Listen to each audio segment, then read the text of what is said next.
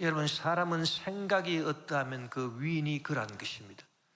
생각은 참으로 중요한 것입니다. 조영교 목사님은 생각은 4차원의 영성에 속한 것이라고 말했습니다. 그래서 눈에 보이지 않는 사람의 마음속의 생각이 4차원인 영성이다. 그래서 3차원의 눈에 보이는 모든 이 세상 만물을 지배하고 다스리는 것은 눈에 보이지 않는 생각이다, 그 말인 것입니다.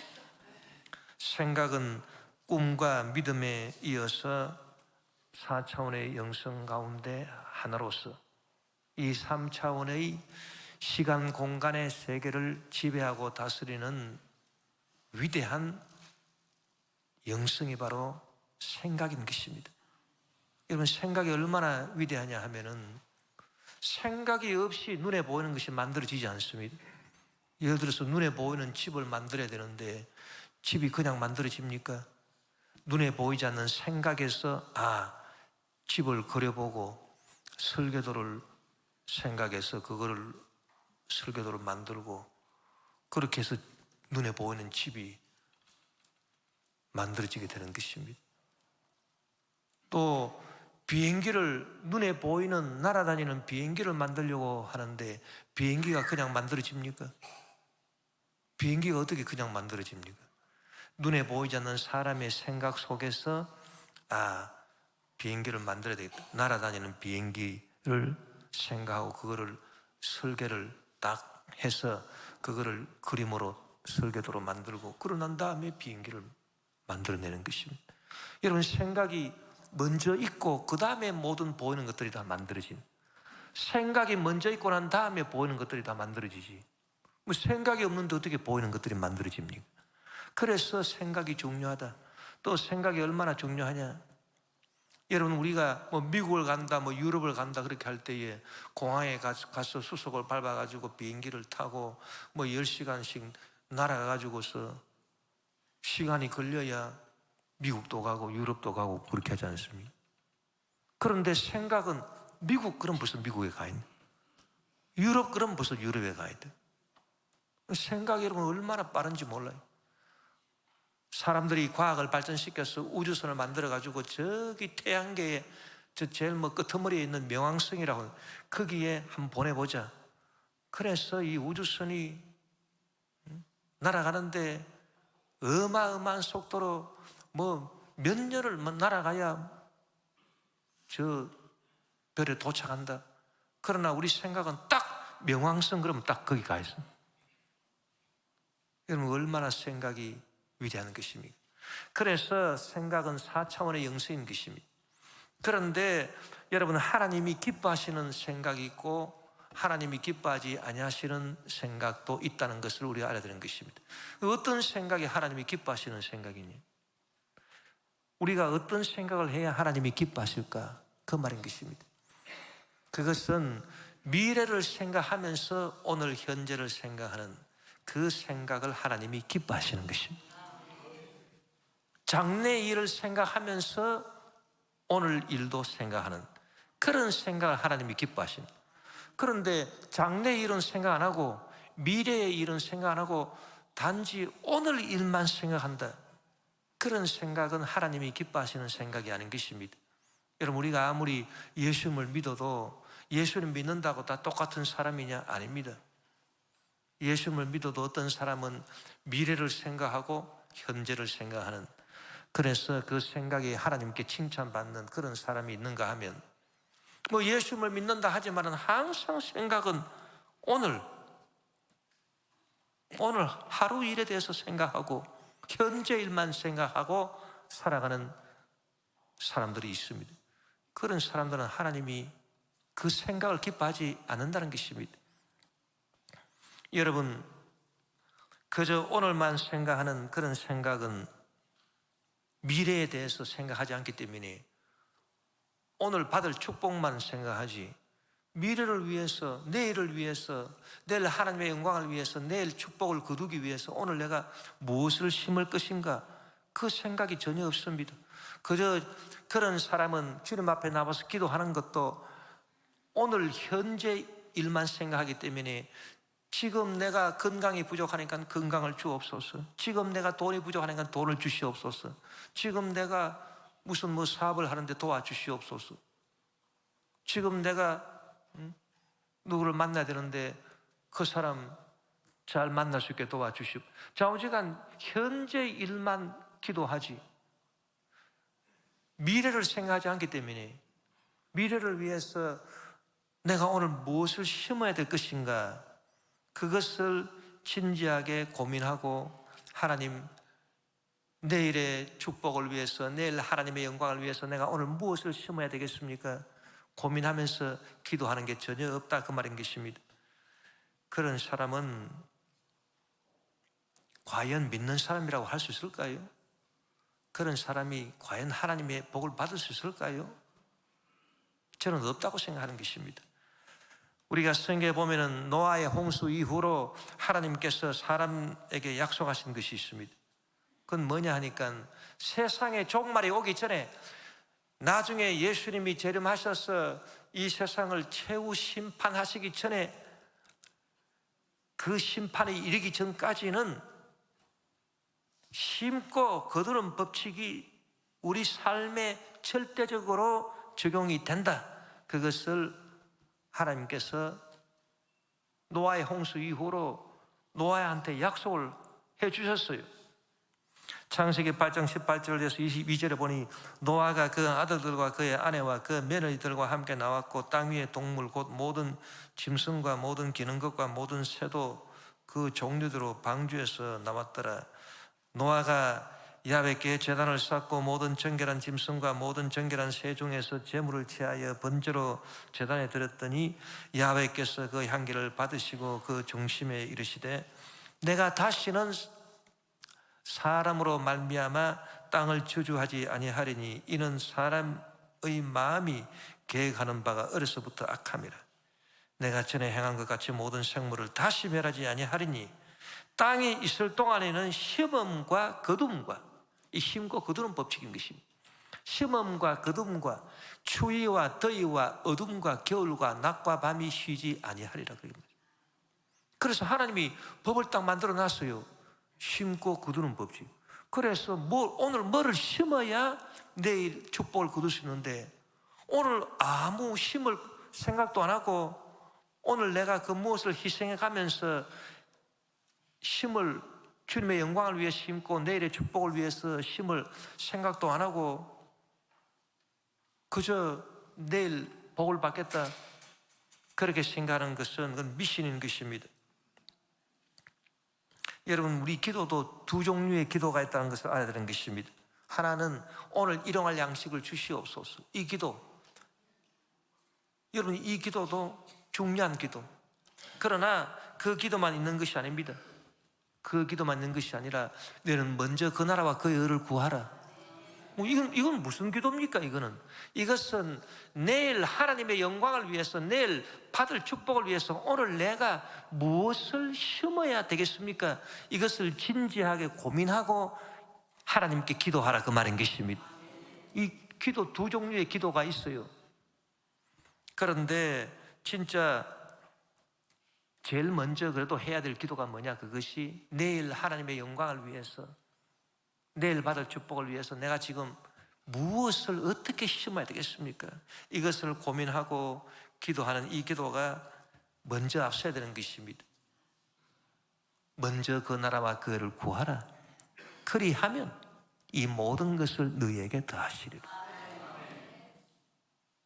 그런데 참 이렇게 성도님들을 가만히 보면은, 내일 하나님의 영광을 위해서 오늘 내가 무엇으로 어떻게 심어야 되겠습니까? 이렇게 진지하게 고민하고 기도하는 분들이 별로 안 보이는 것 같아요. 그리고 거의 대다수의 성도님들이 오늘 현재 일에 대해서 기도합니다. 건강을 주시고, 먹을 것, 마실 것, 입을 것 주시고, 필요한 물질 주시고, 사업 잘 되게 해주시고, 우리 자식들 잘 되게 해주시고, 전부 다 오늘 현재 일, 지금 일에 대해서만 기도를 하지, 내일 하나님의 영광을 위해서 무언가를 거두어야 되는데 오늘 내가 무엇으로 심어야 되겠습니까? 이 기도는 거의 안 하시는 것 같아요. 그것이 문제라 그 말인 것입니다, 여러분. 여러분, 오늘 내가 쓸 것을 위해서 기도하는 것은 그 기도 제목이 분명합니다. 왜? 오늘 내가 필요한 건 내가 너무 잘 알거든요. 답이 분명히 나와요. 뭘 기도할 것인가를. 그래서 물질을 주시옵소서, 건강을 주시옵소서, 원수들을 물리쳐 주시옵소서. 분명합니다, 기도 제목이. 그런데 내일 하나님의 영광을 위해서, 내일 받을 축복을 위해서 내가 오늘 무엇을 어떻게 심어야 되겠습니까? 주님, 가르쳐 주시옵소서. 이 기도는 답이 분명하게 안 나와요. 무엇을 어떻게 기도해야 될지 답이 금방 떠오르지 않아요. 그렇기 때문에 무엇을 어떻게 심어야 되지? 무엇을 어떻게 심어야 되나? 주님, 가르쳐 주시옵소서. 나 지금 모르겠습니다. 무엇을 어떻게 심어야 될지. 그래서 이 기도는 답이 분명하지 않기 때문에 고민이 필요해요. 고민. 그래서 고민하는 기도가 바로 이 기도인 것입니다. 그렇기 때문에 여러분, 성도들의 신앙생활이 그저 희희낙낙하는 신앙생활이 아닙니다. 항상 고민하고 진지하게 고민하는 그런 자세가 필요한 것입니다. 성도들의 모습 가운데서 신앙생활을 하면서 그저 희희낙낙하면서 다 잘 되겠지, 하나님 믿으니까, 그리고 아무 고민 없이 생각 없이 멍하게 그렇게 살아가는 성도들은 하나님이 기뻐하신다고 볼 수가 없는 것입니다. 항상 고민이 있어야 되는 것입니다. 무슨 고민? 세상에 썩어질 것을 염려, 걱정하는 그런 고민이 아니고, 하나님, 내가 어떻게 해야 하나님의 영광을 위해서, 내일 하나님의 영광을 위해서, 내일 내가 받을 축복을 위해서 내가 오늘 무엇을 어떻게 내가 심고 노력을 해야 되겠습니까? 주님, 가르쳐 주시옵소서. 이 진지한 고민의 기도, 고민이 필요하다 그 말인 것입니다. 왜 여러분 우리는 고민이 없습니까? 성도들 모습에도 진지한 이런 고민이 잘 보이지 않고, 주의 종들도, 이런 주의 종이라고 하는 사람들이 이런 고민이 없습니다.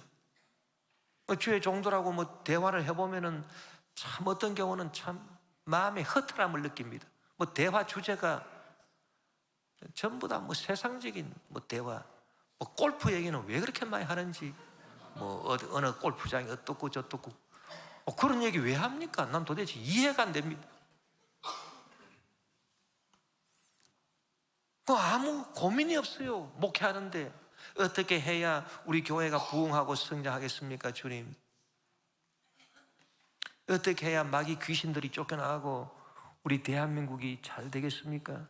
어떻게 해야 전 세계 평화가 이루어지고 전 세계 복음이 전파될 수 있겠습니까? 쭉 가르쳐 주시옵소서. 역사하여 주시옵소서. 어떻게 해야 우리 성도들이 영혼이 잘 뜨고 범사에 형통하며 강건하고 생명의 때 풍성히 얻을 수가 있겠습니까? 그런 고민이 있어야지 주의 종들이. 왜 고민이 없어요? 왜?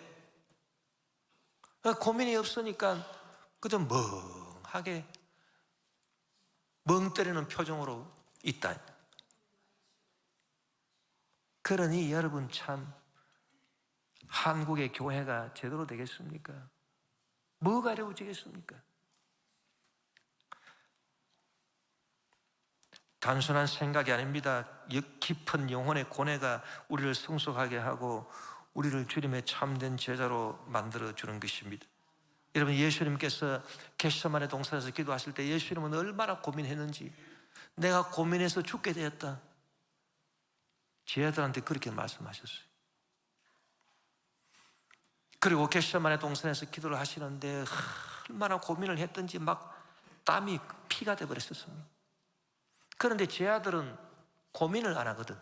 예수님이 기도하러 가신다고 겟세마네 동산에서 기도하러 가신다고 겟세마네 동산에 가니까 제 아들도 줄레줄레 따라, 우리도 기도하겠습니다, 같이 따라가긴 따라갔는데 이 제 아들은 고민이 없어요. 고민이 없으니까 막 육신이 피곤하니까 잠이 솔솔 와가지고. 여러분, 고민이 있어 보세요. 육신이 피곤해도 잠이 오는가? 그리고 그걸 잠만 자고 있습니다. 예수님께서 와서 보시고, 너희가 1시간도 나와 함께 깨어서 기도할 수 없느냐? 예수님이 탄식을 했습니다, 여러분.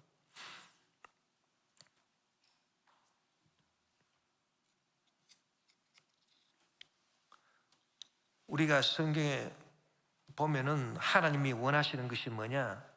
오늘 내 환경이 아무리 척박하고 어렵고 힘들다 하더라도 내일 하나님의 영광을 위해서, 또 내일 내가 받을 축복을 위해서 오늘 뭔가를 희생하고 심으라는 것입니다. 그것을 하나님께서 원하신다는 것을 성경을 통해서 가르쳐주고 있습니다. 그것이 바로 엘리야와 사르밧 과부의 이야기인 것입니다.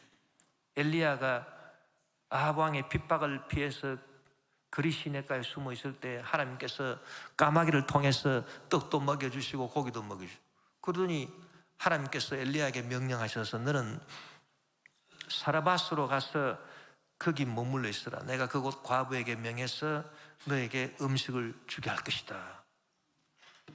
열왕기상 17장 8절에서 14절에 보니 야훼의 말씀이 엘리야에게 임하여 이르시되 너는 일어나 시돈에 속한 사르밧으로 가서 거기 머물라. 내가 그곳 과부에게 명령하여 내게 음식을 주게 하였느니라. 그가 일어나 사르밧으로 가서 성문에 이를 때에 한 과부가 그곳에서 나뭇가지를 줍는지라. 이에 불러 이르되 청하건대 그릇에 물을 조금 가져다가 내가 마시게 하라. 그가 가지러 갈 때에 엘리야가 그를 불러 이르되 청하건대 내 손에 떡 한 조각을 내게로 가져오라. 그가 이르되 당신의 하나님 야훼께서 살아계심을 두고 맹세하노니 나는 떡이 없고 다만 통에 가루 한 움큼과 병에 기름 조금뿐이라. 내가 나뭇가지 둘을 주워다가 나와 내 아들을 위하여 음식을 만들어 먹고 그 후에는 죽으리라. 엘리야가 그에게 이르되 두려워하지 말고 가서 네 말대로 하느니와 먼저 그것으로 나를 위하여 작은 떡 한 개를 만들어 내게로 가져오고 그 후에 너와 내 아들을 위하여 만들라. 이스라엘의 하나님 야훼의 말씀이 나 야훼가 비를 지면에 내리는 날까지 그 통에 가루가 떨어지지 아니하고 그 병에 기름이 없어지지 아니하리라 하셨느니. 여러분들, 하나님께서 이 사르밧 과부한테 원하신 게 뭡니까? 이 사르밧 과부가 얼마나 척박한 환경입니까? 얼마나 절망적인 상황입니까? 가뭄이 오래돼가지고서 먹을 것이 하나도 없어 이제 통에 가루 한 움큼밖에 안 남아있다. 병에 기름 조금밖에 없다. 그거를 갖고 마지막 떡을 구워가지고 만들어서 자기하고 자기 아들 먹고 이제는 죽을 일만 남아있다. 지금 그런 상황인 것입니다. 그런 절박하고 비참하고 절망적인 그런 상황이라 하더라도 하나님이 원하시는 것은 뭐냐? 내일을 위해서 먼저 심으라는 것입니다. 그래서 그 떡을 만들어 가지고서 먼저 심어야 된다. 우리 선지자를 대접하는 건 심는 것입니다. 그렇게 하라. 그것이 하나님의 뜻이라는 것입니다, 여러분. 그래서 아무리 지금 내가 심기 어려운 그런 상황이라 하더라도 내일 하나님의 영광을 위해서 오늘 심으면 내일 내가 받을 축복을 바라보고 믿음으로 심으면 하나님이 기적이 일어나리라, 그 말인 것입니다, 여러분. 그것이 바로 사르밧 과부를 통해서 하나님이 저와 여러분에게 가르쳐 주시는 위대한 진리인 것입니다. 우리가 사르밧 과부보다 얼마나 환경이 좋아요. 아무리 절망하고 낙심한 사람이라 하더라도 사르밧 과부만큼 낙심 절망한 사람이 어디 있겠어요? 그래서 여러분, 이 말씀은 우리에게 너희들이 얼마든지 내일을 위해서 오늘 너희가 희생하고 심을 수 있는데 왜 그걸 하지 않느냐? 그 진리의 말씀을 우리에게 가르쳐주고 있는 것입니다. 여러분, 젊음이 좋은 이유가 뭡니까? 기력이 왕성해서 젊음이 좋습니까? 앞으로 무한한 가능성이 있어서 젊음이 좋은 것입니까? 그것이 아닙니다. 젊은이는 여러분 내일을 위해서, 내일 거둘 축복을 위해서, 내일 그들 하나님의 영광을 위해서 오늘 내가 그 무엇을 심을 수 있는 시간, 기회가 많이 남아 있다. 이것이 젊음이다. 그래서 젊음이 좋은 것입니다, 여러분. 그러나 내일을 위해서 오늘 무엇으로 심을 것인가에 대한 진지한 고민을 거부하고 말초적인 쾌락만 추구하는 그런 젊은이들, 이런 젊은이들이 얼마나 많아요. 그런 젊은이들은 결국 저주를 받게 되는 것입니다. 우리가 기도할 때도 내일 하나님의 영광을 위해서, 내일 받을 축복을 위해서 내가 오늘 무엇을 심어야 되겠습니까? 진지하게 고민하고 기도하는 그런 기도는 없고 무조건 오늘 필요한 것 주시옵소서 그렇게 기도하는 이런 기도만 하는 사람은 사탄의 속임수에 넘어간 사람인 것입니다. 여러분, 우리가 알아야 될 진리는 우리는 알지 못하는 사이에 오늘 하루의 삶을 통해서 내가 그 무엇을 심고 있다는 것을 알아야 되는 것입니다. 오늘 하루의 삶이라고 하는 것은 그냥 지나가고 없어지고 많은 그런 삶이 아닙니다. 오늘 내가 살아가는 별것 아닌 것 같은 이 사소한 한 시간 한 시간 오늘 삶을 통해서 나는 나도 모르는 사이에 내일을 위해서 내가 그 무엇을 심고 있는 것입니다. 그래서 오늘 하루 내가 살아가면서 육신의 정욕, 안목의 정욕, 이생의 자랑으로 살고 아무런 진지한 고민 없이 그냥 되는 대로 그렇게 살아가는 사람은 내일 무엇을 거두느냐? 썩을 것을 거두는 것입니다.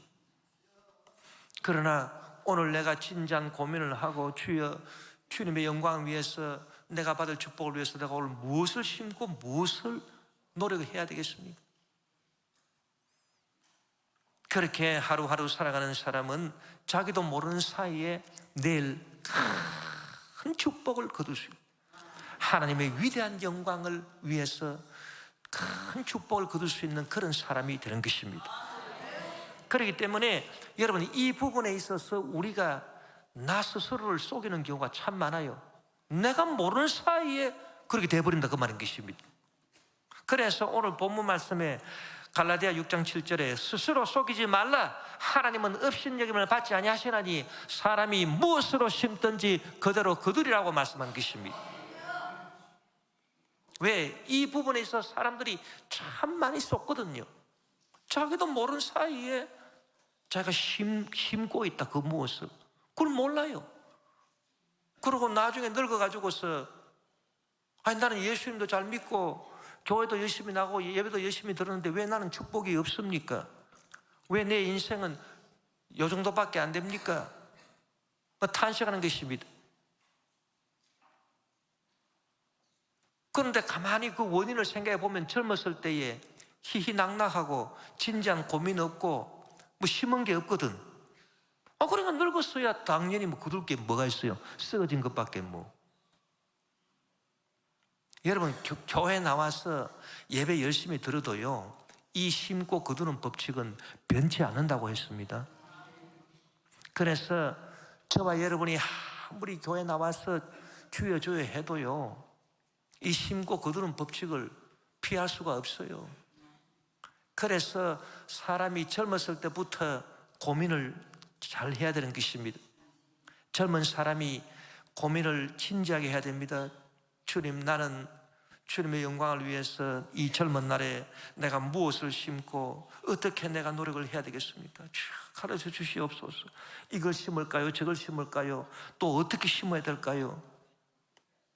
그래서 막 고민을 하고 그런 사람은 자기도 모르는 사이에 나중에 세월이 지나가면은 나중에 나이가 들고 늙어지게 되면은 하나님이 주신 축복을 거두고 할렐루야, 하나님의 영광을 위해 살아가는데,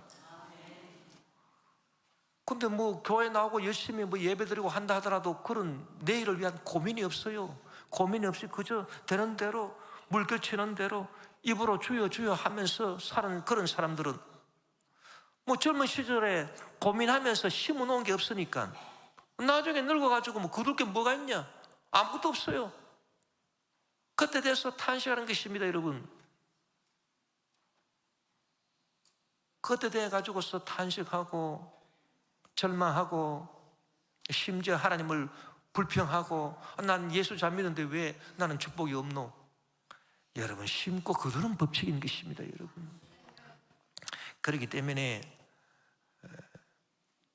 젊은 시절에 진지하게 고민한 적이 없고 하나님의 영광을 위해서 심은 것이 없는 그런 분들, 지금 늙어서 아무것도 거둘 것이 지금 없네, 이런 분들도 지금이라도 늦지 않았어요.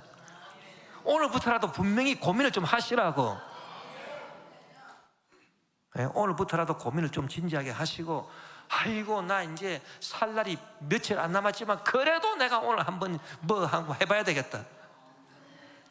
주님의 영광을 위해서 내가 한번 뭐를 심어봐야 되는데, 주여 뭘 어떻게 심어야 되겠습니까? 주여 가르쳐 주시옵소서. 내가 늙고 죽을 날이 가까워져서 내가 이제 깨닫게 됐습니다. 아이고 하나님이여, 그래도 지금 깨달았으니까 천만다행 아닙니까? 주님 가르쳐 주시옵소서. 여러분, 영적인 사람과 육적인 사람을 어떻게 구분합니까? 갈라디아서 6장 8절 9절에 자기의 육체를 위해 심는 자는 육체로부터 썩어질 것을 거두고, 그 육신의 정욕, 안목의 정욕, 이생의 자랑을 위해서 살아가는 사람 말하는 것입니다. 성령을 위해서 심는 자는 성령으로부터 영생을 거두리라. 우리가 선을 행하되 낙심하지 말지니 포기하지 아니하면 때가 되매 거두리라. 그래서 여러분, 육신의 정욕을 위해서 살아가는 사람은 육신을 위해 심는 사람이고, 그런 사람은 이미 마귀한테 속한 사람이기 때문에 마귀가 방해하는 게 없어요. 왜? 이미 자기 사람인데 뭐 방해를 왜 하겠어요? 그러나 성령을 위해서 진지하게 고민하고 심는 이런 사람은요, 그런 사람은 마귀가 방해합니다. 그래서 때로는 낙심할 일도 있고 절망할 일도 있지만은 우리가 선을 행하되 낙심하지 말지니 포기하지 아니하면 때가 이름에 거두리라. 하나님의 영광을 위해서, 내가 받을 축복을 위해서 오늘 내가 그 무엇을 심는 것은 선을 행하는 일이다, 그 말인 것입니다. 우리가 선을 행하되 낙심할 필요 없다. 마귀가 방해하고 원수가 와서 방해한다 하더라도 하나님이 다 물리쳐 주시고 때가 되면 반드시 아름다운 열매를 거두게 될 것이다. 그래서 오늘 부지런히 믿음을 갖고 심어라, 그렇게 말씀이 권면해 주고 있는 것입니다. 여러분, 오늘 우리는 내일 주님의 영광을 위해서, 그리고 내일 우리가 그들 축복을 위해서 무엇을 어떻게 심어야 될 것인가요? 이 문제는요, 각자가 다 각자 스스로 해답을 찾기를 바랍니다. 제가 설교해서 이걸 심으십시오, 저걸 심으십시오, 어떻게 하십시오, 그렇게 말씀드릴 수가 없습니다. 왜? 하나님께서 여러분 각자의 인생을 각자가 결정하도록 하나님 그렇게 만들으십니다. 하나님이 여러분에게 원하시는 것이 각자 다 달라요. 그렇기 때문에 그건 각자가 다 판단해 가지고서 각자가 행할 일인 것입니다. 여러분께서 진지하게 고민하시면서 기도하시면 하나님의 성령이 여러분 각자에게 가르쳐 주실 것입니다. 여러분 사정은 그런 것이고, 제가 좀 말씀드리고 싶은 것은 제 사정을 좀 말씀드리죠. 그럼 저는 어떻게 살아왔는가, 그걸 내가 좀 반성을 좀 하고 그렇게 하려고 합니다. 오늘날 우리 교회가 프랑스 선교를 위해서 많은 노력을 하고 있고, 저도 프랑스 선교를 위해서 그동안 많은 것을 고생하면서 심었었습니다. 여러분, 프랑스 선교는 특별한 의미가 있다는 것을 우리가 알아야 되는 것입니다. 그건 뭐냐 하면, 프랑스는 세계 문화, 예술, 철학의 중심지인 것입니다.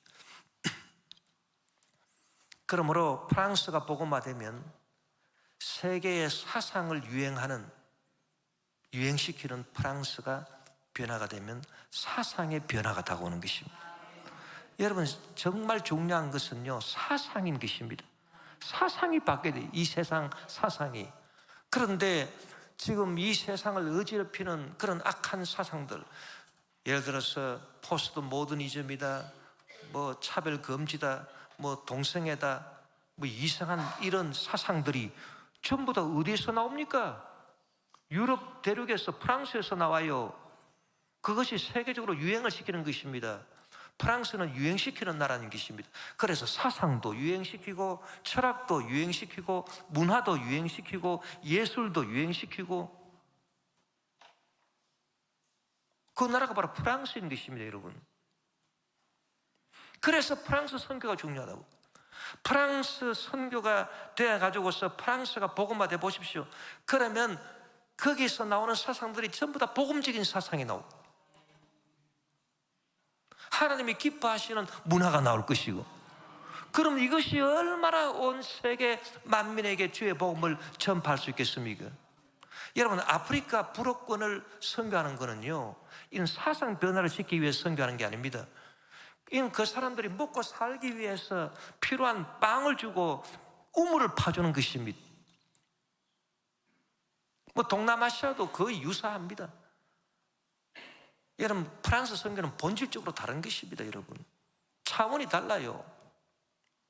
그래서 프랑스가 복음화된다면 전 세계 문화가 복음적 문화가 되고 복음적 예술이 될 것이고, 이것이 여러분 사상이 얼마나 중요합니까? 얼마나 힘이 있습니까? 이것이 전 세계를 변화시킬 것입니다.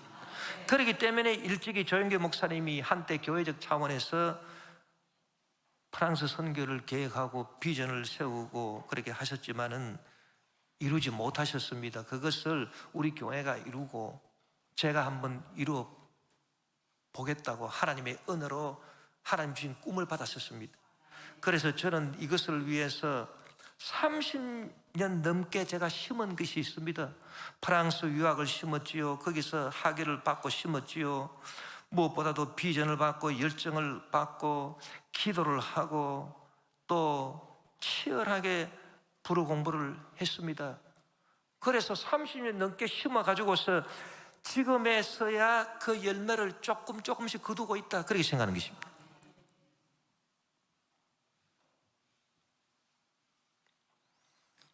제가 이번에 프랑스 선교 갔다 오면서 비행기에 앉아가지고서 제가 무엇을 잘 심었나? 아직도 부족한 게 뭐가 있나? 그걸 고민을 해봤습니다. 너무나도 부족한 게 많습니다. 이 프랑스 같은 경우에 신구교 간의 갈등이 너무 심한 나라인 것입니다. 수백 년 동안 신구교 갈등, 가톨릭과 개신교 사이에 갈등이 있어가지고서 개신교 성도들이 어마어마하게 핍박을 당하고 목이 베이고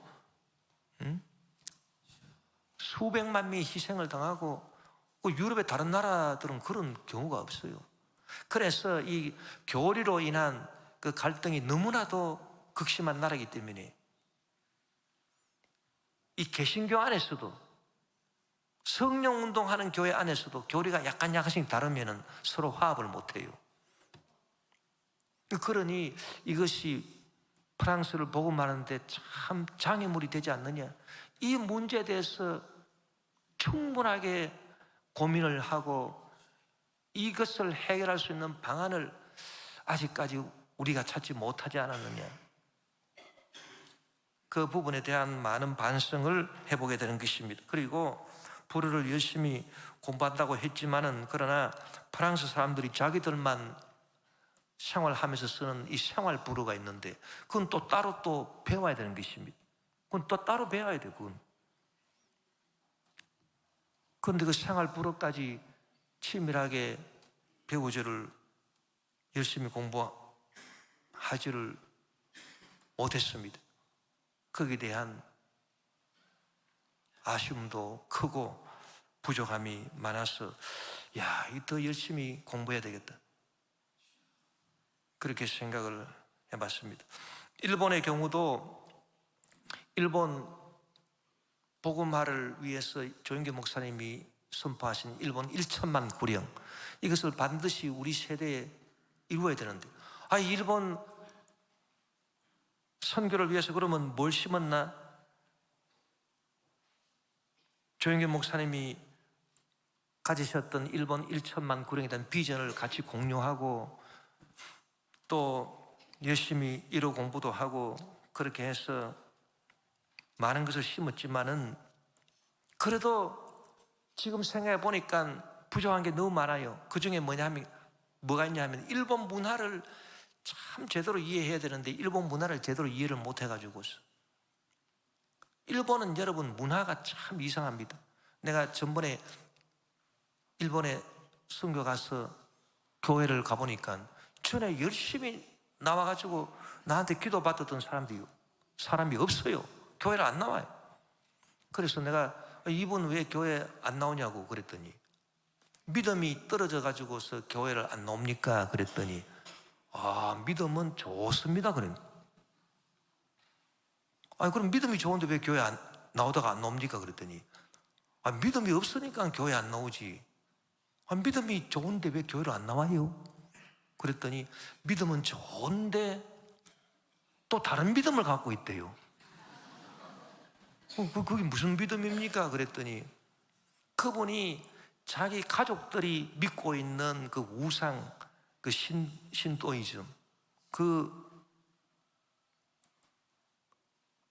자기 조상신 섬기고 뭐 그런 가미다나 섬기고 하는 그 믿음을 가족들이 다 갖고 있으니까 그 믿음도 또 갖고 있다. 그러니까 교회 오면은 열심히 주여 주여 제 모든 죄를 다 용서해 주시고 주여 주여 저를 성령 충만하게 해주시고 오 주여 주여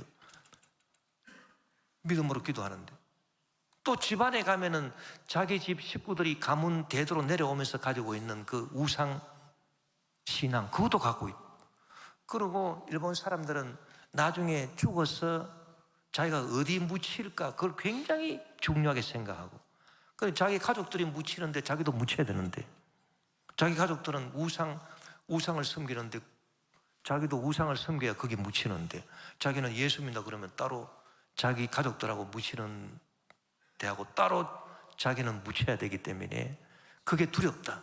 그래서 교회를 안 나온다. 그래서 믿음이 없어서 교회를 안 나오는 게 아니라 믿음이 여러 종류가 많아가지고 이것도 믿고 저것도 믿고 교회도 믿고 뭐 그냥 오만 거 다 믿은 참 정말 놀랐습니다. 그러니 이거 어떻게 하면 좋냐 말이에요. 이거를 여러분 지금부터라도 이 일본 문화에 대해서 우리가 진지하게 공부하고 기도하고 이 여러 가지 믿음을 가질 수 있다는 그 신념을 깨뜨리는 오직 주 예수 그리스도만이 우리의 구원자가 되신다는 그 복음을 전파할 수 있는 길을 열어야 되겠구나 그런 생각을 해본 것입니다. 여러분 오늘 당장 우리가 무엇을 먹이며 무엇을 마시며 무엇을 입으며 살아갈 것인가에 대한 근심은 세상 근심입니다. 그러나 내일 하나님의 영광을 위해서 내일 받을 축복을 위해서 내가 오늘 무엇을 어떻게 심을까 이거는 거룩한 근심입니다. 고린도후서 7장 10절에 하나님의 뜻대로 하는 근심은 이 거룩한 근심입니다.